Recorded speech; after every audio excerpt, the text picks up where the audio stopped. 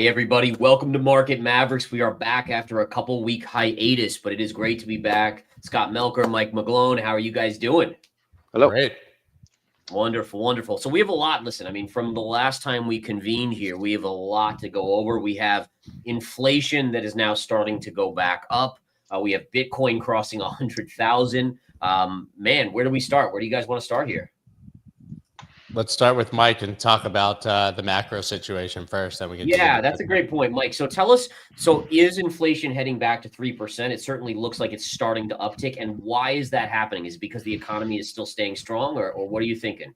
The quote I've been using for a while, which I really enjoy, is when you have market cap to GDP at 2 times, 2.2 actually, the most in about 100 years, it's silly to expect inflation's consumer price index to go down when the stock market's going up. It's just silly. And now we're seeing it tick up. But surprise, surprise, Mr. Powell, thank you for easing rates. This is the thing that we've talked about for months. And this is just an overwhelming force that no one's in the market who's alive has ever seen. I just go back and look at history. So maybe I forgot to set up the share screen, so I can do that in a little bit. I just want to show a few screens. It's just that to me is the key thing that's the overwhelming factor in markets, and it's the dependency on the U.S. stock market to keep going up. So here what I show is this is market cap to GDP. It's the highest in 100 years. It's right there. And the same chart I have S&P 500 divided by gold. They're both about 2.2. So I put on the same scale. And then you have inflation, CPI. It's just starting to tick up. I just, I like to point out here the crocodile jaws. This is the macro. Stock market cap to GDP in trillions, 2.2, 2.1, and then gold divided by S&P 500. It's just so buried. At some point, you're looking for a little bit of reversion there. But to me, it's all about the macro, and I think I can't avoid more. So I'll just show you one little thing on what I still think I just pulled up a little bit. It'll just take the MSCI World Index. It's making record highs. This is the stock market index. 60%, almost 70% is U.S. stock market. But you take it versus its 100-week moving average. These things can last a while, but you don't ever want to be overweight long here, because at some point you always revert. We just never. This goes back almost 30 years. We've never had such a concentrated period of 20% above its 100-week moving average, ever. I mean, okay, we got the pump and liquidity and everything, but it's just, to me, that's the key thing that's happening. And then we have this: the Fed at 100%, 95% chance is going to ease next week. Thank you very much. And they get things just too expensive. So I do think we're at the point where this is also towards the end of the year. Oftentimes markets make pivots. It's not always good to pick tops in markets, but I think Bitcoin is pretty much peaked out at 100,000. The key question now I like to ask everyone and ask myself is, let's look back from the future. Is it going to get better than 2024 for Bitcoin? Launch of ETFs, the halving, record-setting stock market, milestone reached, $100,000, and the biggest, most significant pivotal shift in the history of mankind in terms of markets is this complete antagonist switching over to zealot, Mr. Trump, and now the president. Yeah, everything looks great to go forward, but we've already had that. So I'm looking at Bitcoin now as the world's #1 leading indicator. I'll dig into why. I just plugged in the ETFs. I can dig up this chart a little bit, and to me, the #1 ratio to really watch, other than S&P 500 divided by gold, is Bitcoin divided by gold. That's a chart that has to go up, and otherwise it looks like it's just stalling at those old highs. So we'll get into Bitcoin in just a second, but just going back to the macro data, we had PPI data today, year over year, jumped higher than forecast at 3%. We saw CPI data yesterday that came in line with forecasts, but it was still up from last month. So there's no doubt inflation is, again, starting to brew, which I think also is a reason why gold is starting to move up. And even Bitcoin had a nice day yesterday when it was a risk-on day for the markets, plus higher inflation really helped Bitcoin push up. But I guess the question is there any, I mean, everyone else out there is saying no recession. There's no recession coming. I'm still not in that camp. I still think, you got to pay the piper at some point. But what are you thinking in that regard? Will we see a recession in 2025?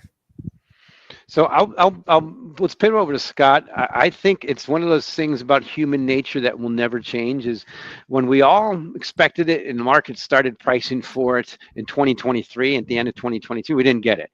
But I think it's just a matter of a delayed reaction. The key thing I like to point out is when you have 7% of deficit spending. And you get the stock market on a tear. And inflation's actually dropping a little bit. You see, that's going to be a major, significant deflationary force at some point when we get that correction in the stock market. So I think it's going to happen, but I think unfortunately we're at that point now, like 1929, that we will not get that recession until the stock market makes it happen. Meaning we're so expensive. We're 2 times GDP, and I'll put that in context. So to me, that's what matters. You need to have a little bit of a reverse wealth effect. We have too much positive wealth effect. To put this in context, the S&P 500 corrects 10%, which is normal. Remember the old days? It almost always did. It didn't do this year, but last time it did was Q4 2023. 10% correction is $6 trillion, which is 20% of GDP. If what people keep talking about all these tariffs and everything, the total net deficit for trade in this country is around $1 trillion. Say that we slap 20% tariffs on that. That's rounding, make it very simplistic, $200 billion versus $6 trillion on a normal 10% correction. So to me, everything in the world now is predicated on that U.S. stock market has to stay elevated. So when we get that recession, which will come, it always does at some point, the leading indicators is probably going to be Bitcoin going down first in the stock market falling, because Bitcoin's it's the Faustian. We had a Faustian bargain now with Bitcoiners and the president. Scott, do you think that number one, we'll see a recession in 2025, and number two, what would your outlook if the recession comes be for Bitcoin? Does Bitcoin then actually become a more firm asset and it continues up because of the recession as a safety hedge, or do you think it falls back? I mean, we eventually get a recession, because you always eventually get a recession. I have no idea if it'll happen in 2025. I'm of mixed views, and honestly, my opinion on whether a recession comes in 2025 is a very firm, I don't know. And the reason is because we have a president who is highly incentivized to keep markets raging. He views it as the singular metric for the success of his presidency to a very large degree. He even said that seeing the price of Bitcoin go up, we just said this, that he'll view it in the same way as seeing the price of stocks go up. So there's a lot of incentive there. His son is out here talking about $1 million targets. I'm not saying that means those things will happen, but the flip side of it is that when you have the Department of Government Efficiency, DOGE, which we all are cheering and should be cheering, and regardless of what party you are, you should want to know what your government's spending the money on and cut the waste. I think that should be very popular.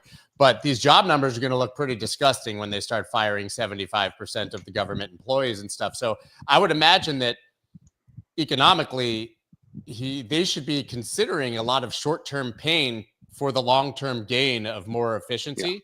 Yeah. So it's like, to some degree, they're almost saying we want to trigger a recession or some sort of downturn to fix these problems for the long term. So I don't know how those two sort of play together. I have a lot of comments on what Mike was saying about Bitcoin and what I feel about it. But as for the recession, you need to trigger one to fix the long-term problems to some degree, or you have to have some economic pain. You can't do what Doge is doing without some pain, right? That needs to be done. You got to clear, fire the brush to save the trees.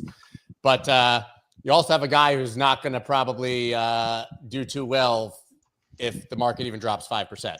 As president. Right, and that's kind of where I am with the whole Doge thing in terms of the Department of et cetera. It's like it sounds great when we're talking about it, and everyone's like, "Yeah, cut the government," and then when you have a huge, massive layoff across the board, people are like, "Oh crap, we didn't realize that cutting the government was going to cut so many jobs," and then the economy goes into recession. Not only is that going to make whoever does it not so popular when people are struggling, but also the president, we know, like you said, Trump he's all about, hey, if the market's doing well, I'm doing well. So I got to piggyback on that. That's the key. You just nailed a lot of the key things there. First of all, we will have substantial tariffs. There's No Trade is Free by Robert Lighthizer pointed this out. And he wrote this book well before Trump was elected. And if you think about what you just said, it's a key thing is they have to think about midterms in 2 years and then legacy in 4 years. They got to get the pain over it. And remember, we had a pretty substantial correction in 2018. It was about 20%. We had a substantial correction in 2002 of them. And, the market does that. The key thing is get it over with right away. But here's the facts that I've also heard is in the last 4 years, government jobs have averaged about 40,000 a month. Imagine that. And they don't have to just fire people. It's a simple lesson of running a business in economics when they're completely dependent, I would say somewhat they're so accustomed to not come in the office. Just say, oh, fine, you got to come in 5 days a week. And if people don't do it, you leave. So you don't have to pay them severance. Let them leave on their own. So that's going to start right away. I think we should expect this government efficiency to do that. So the initial should be some pain for the gain. That's why I think 2025 is going to be an awesome trading environment. That VIX at 13 should pop up to 2025, give us a chance to do some actual trading rather than just buy the dip. I mean, and Bitcoin should lead the way. But the bottom line is we have extraordinarily low volatility, the highest, most elevated stock market ever, and the human nature of the expectations for complete perfection in markets, narrowest spreads in decades from this new administration based on efficiency and regulation and all that stuff. That takes a long time. Tax cuts and stuff take a long time, but tariffs can happen right away. Yeah, and I just brought this up. I just wanted to show people this is the Buffett indicator, value versus historical trend. And we are now, as of December, we are 2.4 point standard deviations above the historical trend. And if you look at the .com bubble, it was 2.1 standard deviations. So, I mean, like there's some stuff here that is honestly shocking in terms of what it could be telling us about the overall markets. Now, this doesn't necessarily play into Bitcoin other than the risk asset on and off aspect. But I mean, I'm looking at some of these things like price to earnings ratio here. It's not as high as it was in the .com era, but it is basically above that 2 standard deviations away. 2.2 standard deviations away right now from the historical average. And these type of things, as an investor who's monitoring the markets, is you have to pay attention. I mean, it doesn't, and listen, just because those are where they are, it doesn't mean you're rolling over tomorrow or next week or next month. But at some point, the odds are so heavily favored that at some point we do have that correction, right? And again, that's where people just have to be ready and willing to deal with the pain if it comes. Scott, I want you to piggyback on that too. You mentioned Trump's son. I've seen some of the most significant, I would say, greedy, profitable, double dog daring I've ever seen in my life. Now, people like Eric Trump, the president's son, getting up talking about $1 million Bitcoin. I'm like, oh boy, do we remember competing mayors in Bitcoin? The first time it went up to around 50,000. Okay, so remember what happened there. But the most significant one I've ever seen is Michael Saylor double dog daring and criticizing Warren Buffett for holding too much money in cash and not putting Bitcoin. I saw that. I'm like, oh boy, that's a sign of a little bit of bravado that I've seen in markets before. You don't mess with the market gods, and he really messed with the market gods with that one. Yeah, I mean, Michael Saylor is obviously got a bit of bravado right now. I think we're now 4 Mondays in a row with multi-billion-dollar purchases of Bitcoin being announced from the previous week. I think I read that his first 100,000 Bitcoin took a year to buy when MicroStrategy started buying. And obviously that was down in the 20,000s. He's bought 100,000 more in the past 2 or 3 weeks, right? Went from 300,000 to 400,000 or two, and the first 100,000. So obviously there's a major uptick here. I think to some degree he's taking advantage of the infinite money glitch that everybody knows isn't infinite because it's the right environment to do it. So we'll see how much follow through there is and what the market looks like if he doesn't buy billions of dollars a week. I don't know. But the one thing I'll sort of take issue with what you said earlier is you said, explain to me how you can have a better year than 2024 for Bitcoin. And I would have agreed with you until the election, because we fundamentally, with all the negative things that were happening political, we had the ETF, as you mentioned, and we had the halving, and then the election itself you mentioned, but I don't think we can yet price in the effects of having pro-Bitcoin SEC, a pro-Bitcoin CFTC, pro-Bitcoin legislation could come on the books. There's still a fighting chance of a strategic reserve. There's so many potential small catalysts that could send us outside of obviously what's happening in the macro or our expectations or recessions. If we have Bitcoin as a global reserve asset and the United States literally starts buying Bitcoin, I'm not saying that's going to happen, but it's on the docket. I mean, every central bank in the world is going to have to do it just because of the game theory or pressure of adding it to a central bank. That I don't think you can price that in. So 2025 could be a much bigger year for Bitcoin, I believe, fundamentally from a news perspective, even than 2024 was. Do you think that's being front loaded though? Like that's my thing is is it a buy the rumor, sell the news type thing where everyone's thinking, oh my God, it could be a reserve currency. I don't disagree with that, but I think there is the kind of news here that with a relatively scarce asset, if there's enough buying, it goes up. Yeah. Right. And like, so, and maybe that's right now because Saylor buys it every week, and So- the ETFs now hold more Bitcoin than the Satoshi wallet. They've had 500,000 Bitcoin of net inflows, not holding, net inflows. I mean, it's insane. Right. And that's continuing. So I need to see signs that that's falling off a cliff before I start to personally get worried. And some of these things, I think, could just be fundamentally so bullish that all bets are off, regardless of what's happening with the economy. That said, if those things don't happen, yes, I expect Bitcoin to go down if there's a major recession. So I want to tilt over to the reality of non-income producing assets like gold.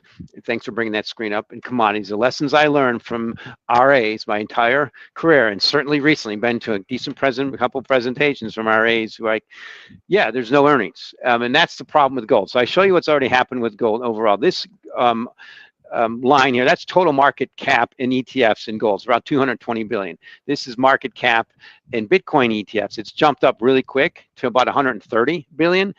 And on a risk adjusted basis, it's here. Meaning we're talking about the government buying a speculative digital asset that's 3 times the volatility of gold. That's kind of silly. Okay, let's just look at the rationality of what's happening toward. Of course, we have a new president who's kind of different than everybody else. And the potential for a strategic Bitcoin reserve means, okay, maybe you start slow and maybe more buyers mean more buyers.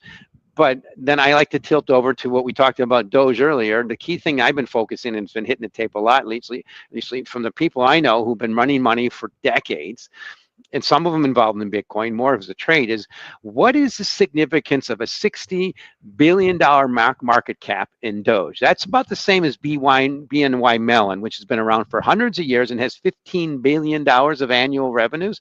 It's just going to look, I virtually guarantee from the future, we're going to look back and say, oh, it was like 1929. It was just kind of silly, massive speculation. So I could say, yeah, Bitcoin will probably do well. I think it still hasn't seen its first test. Give me at least the first 10% correction in the stock market. We haven't had that since Q4 last year, which was Bitcoin dropped a lot. It's the risk I have to point out of what I used to say is there's Bitcoin and then 10,000 wannabes. And Scott and I remember digging through this, and then there was 20,000 wannabes. Now there's millions of wannabes. 20 million probably. Yeah, it's just, that's okay. Thank you very much. But there's certain things you have time, and you'll have to say, yeah, indexing. An index of cryptos makes sense, but these are still massively volatile digital assets, and great. To me, really feels like the extreme example of modern times of a Faustian bargain, a bargain with the devil. Yeah, the one thing I'll just point out, and I still think, it's all positive for crypto because of the president and who he's going to put in the SEC. But number one, the risk asset issue. And then the other thing I'd push back on is the idea that that there's going to be this reserve in the U.S. of Bitcoin. Now, I could see the president saying, hey, we're going to hold what we have now that we've seized. We're not going to dump it.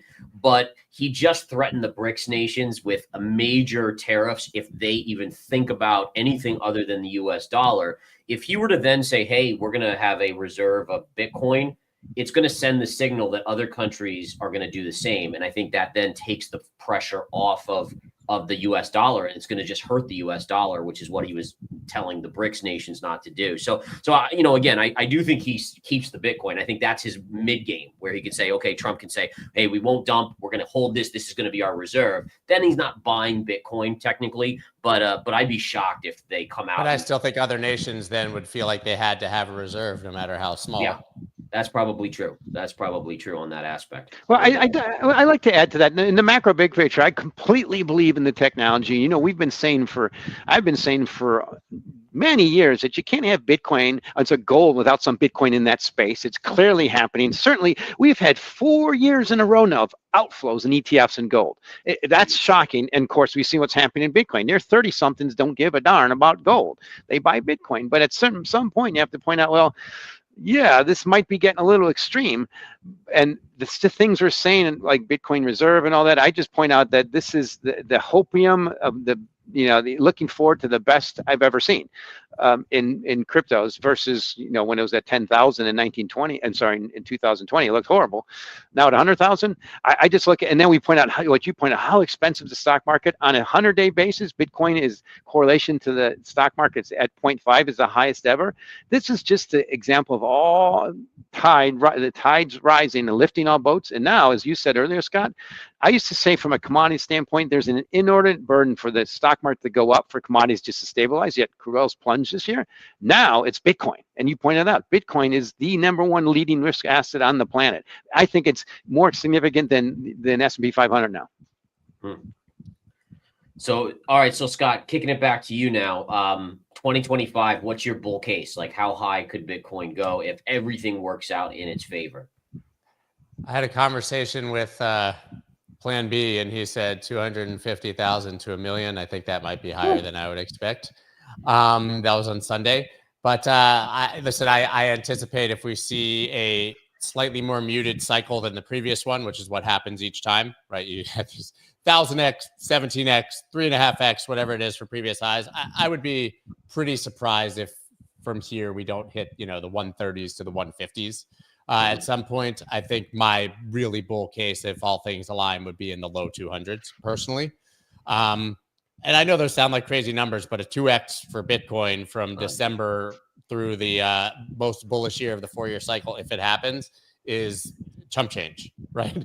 It's a bigger market. It has to move more. The market cap's higher. I understand it takes a lot more money to move it. I think that's why each is more muted. But I think that more than 50% chance that we're hitting 130 to 150,000. Listen, I don't think the top is in here, but I've been wrong before. Last time we got to the top, I thought we were going to 100, and we went to 15. So Scott, I got to follow up on that because I think you exactly nailed it. The annual volatility of Bitcoin is about 42% or so. That means the first standard deviation move for the next year is 140. But the thing I get is now the sentiment is so completely inconceivable that could it drop to 60, which is the first standard deviation move. That is when you're supposed to say, take profits. And there's always that little lesson in life, selling when they're yelling. I just look at this as, it just doesn't get much better.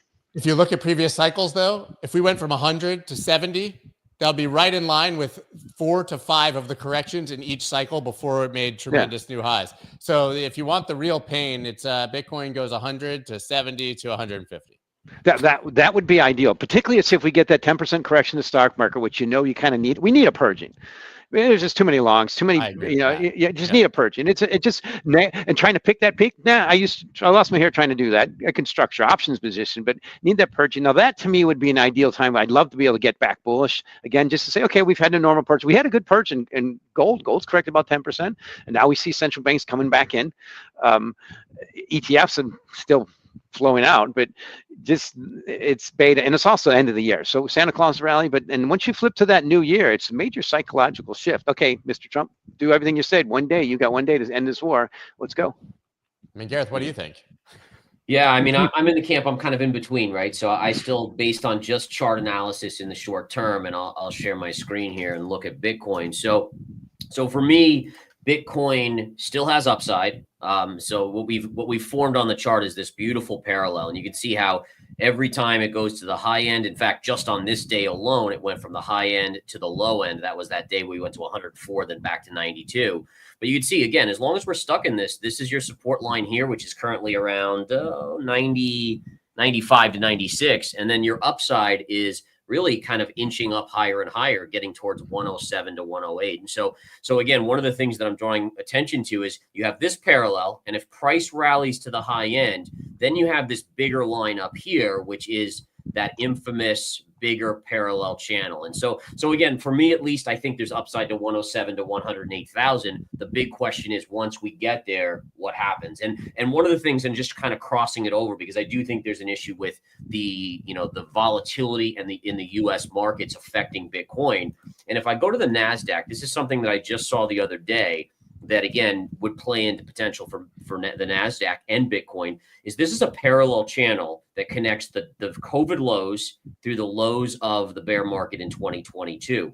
And then if you draw that line up, so again, if you just take this is the line here, we drag up that parallel to the bull market high of 2021. Look at where we are right there. We're Let's literally just like let it 50 climb the points. line for a couple, it's gonna be great. Just Yeah. So climb the listen, line. and just to be clear with everyone, there's nothing that says we can't go above that. But as a technician, I have to say, okay, this was the highest point of the last bull market cycle for the stocks, and then it connects perfectly parallelly to the lows of the last two cycles. Then therefore, it makes sense that there could be a resistance point here. And if the NASDAQ drops, let's just say a run-of-your-mill 10% correction, which, by the way, 10% correction on the NASDAQ really only takes you down to where we were a few months ago, right? I mean, that's really all it is. But then the question being, well, what does that do to Bitcoin? Does it draw it down to the 70, 75,000 level? Which again, for those of us that want to buy, that would be fantastic. So again, I think a little bit more upside in Bitcoin, but then I get a little bit nervous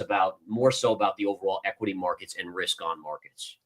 So let me piggyback on that and show you a few charts. One thing that, since I am a commodity guy, there's one market that's just ripe to break down, I think, and this is copper. Dr. Copper, very highly correlated with the stock market, and a good reason is I have copper, the U.S. dollar price, on the same scale as Chinese bond yields. The 10-year note yield in China, 1.82, is the lowest in history. I mean, I've seen this before. I started trading. These are CGBs. I started trading JGBs, and they're in that massive bull market in the late 90s, and I just seen this before. It's just a deflating country. If copper breaks down, that's pretty good indication for the whole world going that way. And one thing, and deflationary forces, which are not seen in bonds yet. I've been early on, maybe wrong on that one, but the number one on the planet is crude oil. It's just ready to break down. This is a monthly chart. It's just ready to go down. The last 3 months, bumping on this 10-year trend line. Another key indication for crude oil to go down is plunging bond yields in China. So one thing I like to say now in terms of commodities and crude oils, we're completely dependent on the U.S. stock market going up, more cuts from OPEC, and more stimulus from China, just for stabilization. Market's just waiting for these things to happen, more stimulus so they can sell. What do you think about the idea? So I was always in the side where, okay, crude is going to go down because we produce as the U.S. so much, right? And you talked about OPEC having to cut back their production if they're going to stabilize prices. But I'm starting to think that the angle here might actually be a U.S. recession that would drive it down more so, because the energy demand, we're now talking about nuclear reactors, like these mini nuclear reactors for all of these data centers and all these things. So energy demand is likely to actually go up pretty significantly. But so what's the catalyst to the downside? Is it that recession, Mike?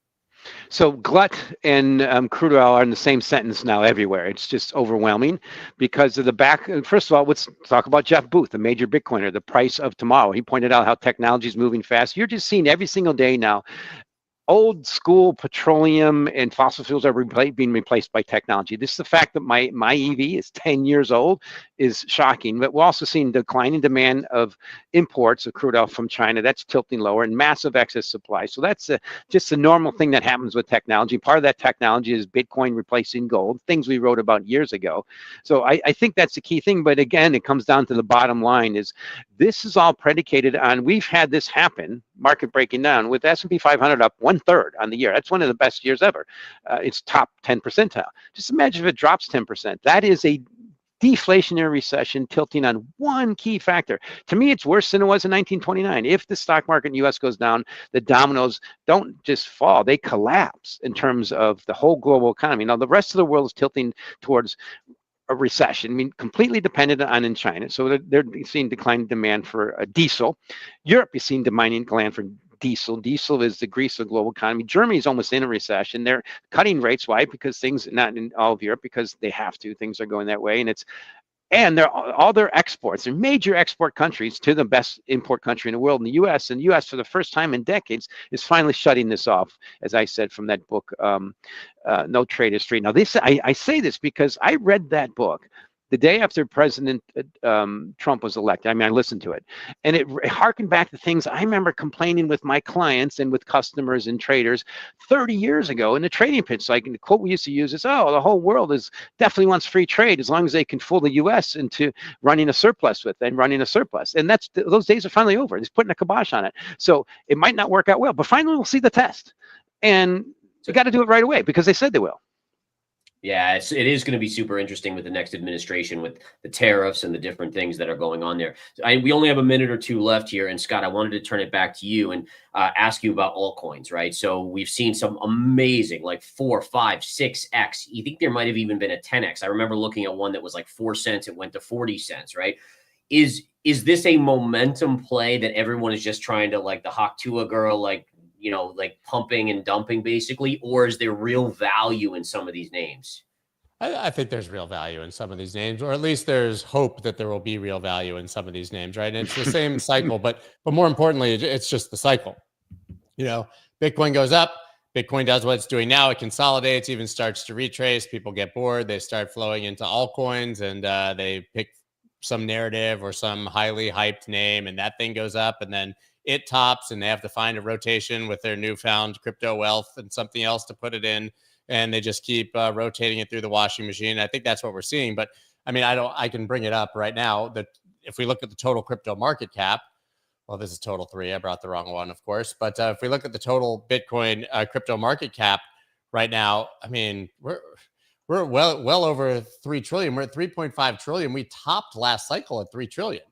I mean, there is a lot of new money given. Some of that is obviously from the appreciation in price of Bitcoin. There's a lot of new money coming into crypto right now, whether it be through institutions, ETFs, retail, memes. I don't know, but that money is going to find a home. And crypto traders get bored very, very, very fast. And they're going to keep rotating into altcoins. But listen, if you believe in the 4-year cycle, which has played out once again so far to this point, 2025 should be a crazy alt season. Right. And this isn't bullish hopium or like nonsense. It may not play out. I don't know if we will get a strategic reserve. I see that the comments are amazing. Apparently, I'm a bulltard. I'm reading them right now as we go. And it's all hopium. Well, this is how it's played out in the past. Dude. If it ain't broke, you don't try to fix it. Right. And so for now, unless we see something fundamentally break in macro, Bitcoin and crypto are just getting started. Yeah, and I guess that's where I've always struggled with the altcoins is like, you're going to get a pop, but is it a hot potato, meaning that you have to try to always a hot potato. Okay, gotcha. Your odds of picking one that is significantly higher in value 2.5 years from now are extremely low. Gotcha. Oh, That's all I'll say. They're wonderful speculative trading machines. And I remember think you got a great 6 months to a year to have a whole lot of fun with those wonderful speculative trading machines. It's going to be very hard to pick winners beyond that period, even if this follows the cycle. Wow. Yeah, it's been wild. It's been wild to watch this move. I mean, literally the second Trump was elected, I mean, the altcoins just ripped to some of the most amazing moves that we've seen. And honestly, it's bled over into some of the small cap stock market periods too, right? I mean, we've seen some big stock market movers as well as risk on is just, I mean, it's just gangbusters, amazing stuff. Yeah. So. All right, guys, that's good for Market Mavericks this week. Next week, I will be on a cruise, so I won't be able to do Market Mavericks, but we'll hopefully come back and rock and roll the next week, which will be another holiday week, but it'll be after Christmas, the day after Christmas. Yeah, so perfect. You gentlemen will let me know if you guys are around, and we'll rock and roll. But thank you, everyone, guys. Thank you for watching. Thank you for bitching and complaining and posting comments. We love you guys anyways. Yeah. And we'll be back soon. Have a wonderful rest of your time. Take care.